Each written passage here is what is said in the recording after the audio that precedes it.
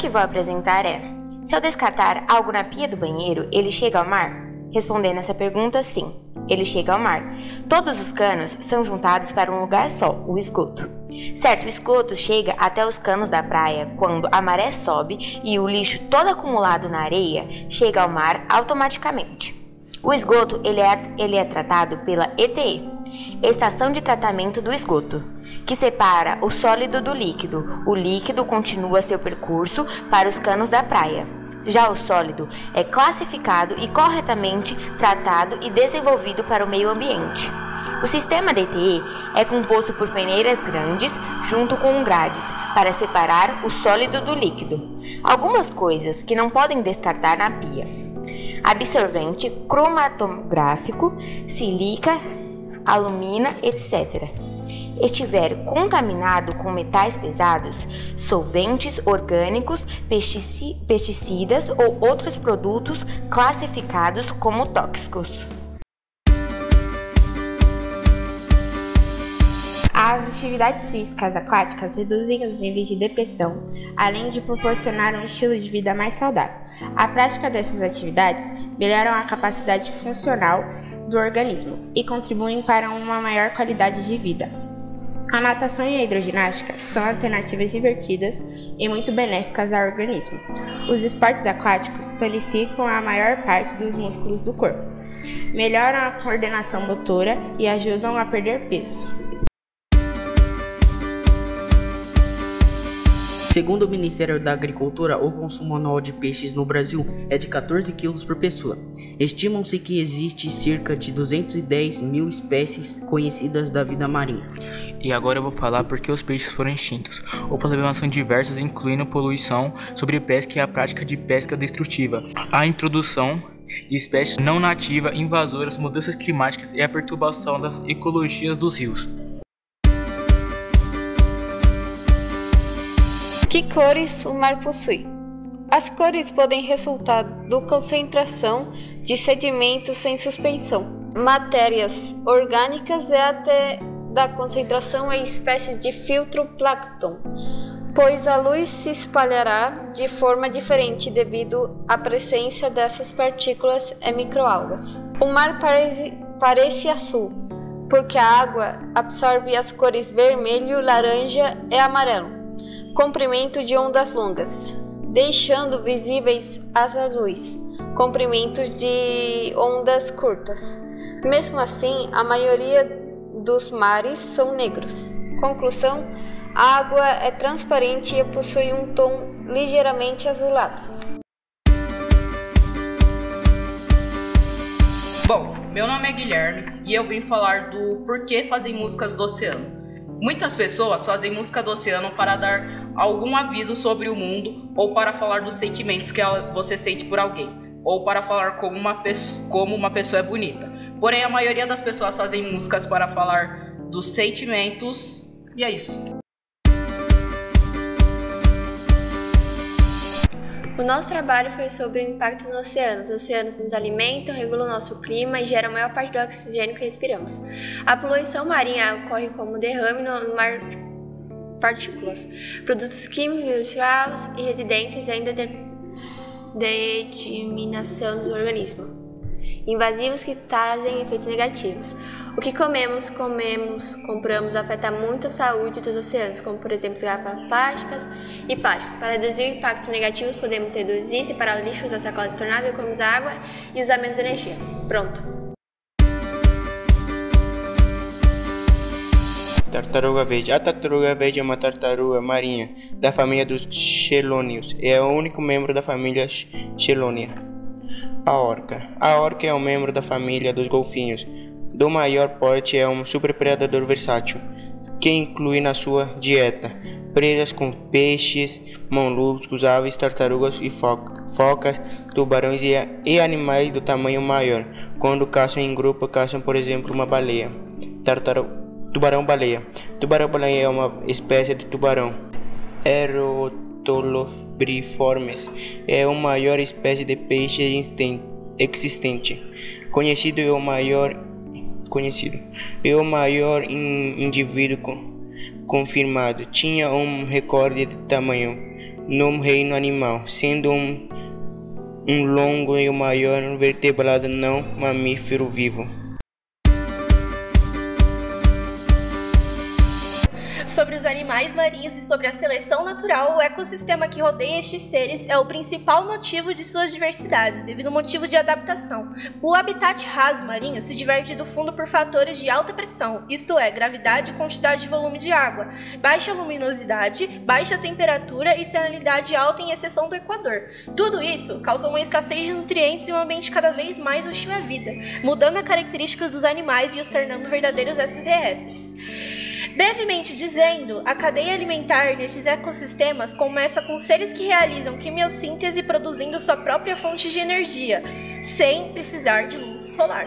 Logo, a cadeia começa a se diversificar e ir de quinidários a moluscos, artrópodes e diferentes formas de vidas abissais, e alguns vertebrados como peixes e etc.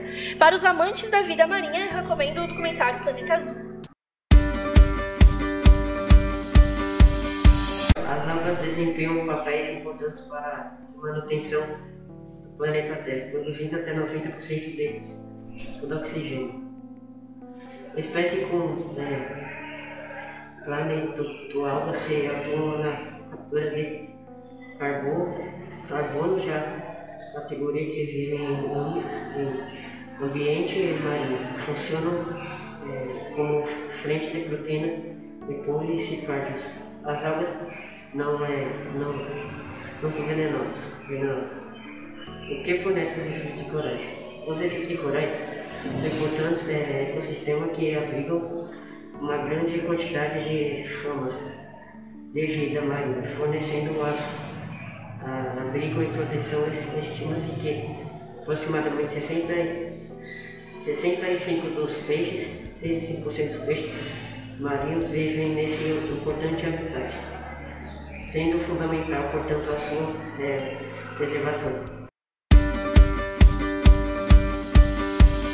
A comunicação na água e as ondas sonoras. A comunicação no meio aquático geralmente são feitas usando ondas sonoras em detrimento das ondas eletromagnéticas, como luz, ondas de rádio e micro-ondas. As ondas sonoras são tipos de ondas mecânicas longitudinais e tridimensionais, que se propagam mais rápido em sólidos. Animais usam as ondas sonoras como a ecolocalização para se comunicar e obter informações sobre o ambiente. Os oceanos desempenharam um papel fundamental na regulação do clima global, na produção do oxigênio, na absorção de oxigênio, de carbono. Além disso, eles foram habitados para uma grande variedade de espécies marinhas, muitas das quais são importantes para as comunidades costeiras e o equilíbrio dos oceanos. Na nossa região, o oceano pode influenciar vários aspectos do ecossistema terrestre. Por exemplo, a corrente oceânica pode afetar as condições climáticas e os padrões de precipitação nas costas, influenciando diretamente a flora. E a fauna localizada, além disso, muitos animais marinhos migrantes dependem dos oceanos para se reproduzir e se alimentar. Essas espécies podem ter um impacto significativo nas cadeias alimentares terrestres quando se movem para a costa. O som das baleias, golfinhos e orcas. As baleias emitem sons para se comunicarem e também para atrair parceiros, como também emitem chamadas e canções. O som de uma baleia grave ou baixo são aqueles que estão na faixa de baixa frequência. Para realizar esses sons, as baleias pressurizam o ar em seu nariz, o surdo, e o deixam passar por estruturas chamadas lábios fônicos, que vibram exatamente como as pregas vocais humanas. Sua aceleração produz ondas sonoras que viajam pelo crânio até a frente da cabeça. As cordas dentro da laringe se abrem e se fecham de acordo com a necessidade para se separar a corrente de ar em pequenos bolsões de ar, Esses bolsões são moldados pela garganta, língua e lábios, nos sons desejados. Ao forçar o ar através do melão, as farsas orcas produzem impulsos sonoros, responsável pela ecolocalização. A musculatura em volta desse órgão provavelmente também contribui para a habilidade de focagem. Golfinho. A ecolocalização é um processo que consiste na emissão de onda sonora pelos animais para obter informações sobre outros animais e o ambiente. Os golfinhos emitem ecolocalização para perceber o ambiente em volta. Os golfinhos utilizam-se de assobios e estalidas, que podem combinar-se produzindo diferentes sons. É observado também que muitos golfinhos emitem assobios repetitivos e específicos que funcionam como uma identidade do indivíduo. Isso porque os emitidos produzem ecos que fornecem informações importantes e permitem aos golfinhos, por exemplo, detectarem a presença de suas presas. Surf é um dos esportes que cada vez mais vem ganhando visibilidade, principalmente pelos atletas, tipo o Gabriel Medina, Adriano e diversos outros, que por ser um dos melhores, principalmente brasileiros, tendo como a principal liga a WSL, que automaticamente passa a ser a janela dos maiores e melhores, não só do Brasil, mas do mundo. Praias. As praias que mais revelam os grandes surfistas, como as praias de Santos, a do Nordeste e a do Rio de Janeiro, são as praias com as ondas mais fortes. São ótimas para esse tipo de esportes mais radicais. Mas quando o assunto é natação, meio que uma pessoa que está em aprendizagem para a natação, é melhor as praias mais calmas, como algumas praias de Guarapari, que mal tem onda. No Brasil, o esporte surgiu oficialmente com a função de União de Regatas Fluminense. Em 1897, o primeiro campeonato brasileiro de natação aconteceu em 1988, no Rio de Janeiro, entre as praias de Santa Luzia e Fortaleza de Vil e Gale. E as provas consistem em uma distância de 1.500 metros. El Océano Pacífico se calienta en el verano del hemisferio norte y las partes del sur en el verano del hemisferio sur. El Atlántico ejerce influencia en el clima mundial con sus corrientes marinas que son capaces de llevar vientos, humedad y lluvia a diferentes territorios del mundo. En el Océano Índico, los climas predominantes en el Océano Índico son tropicales y templados.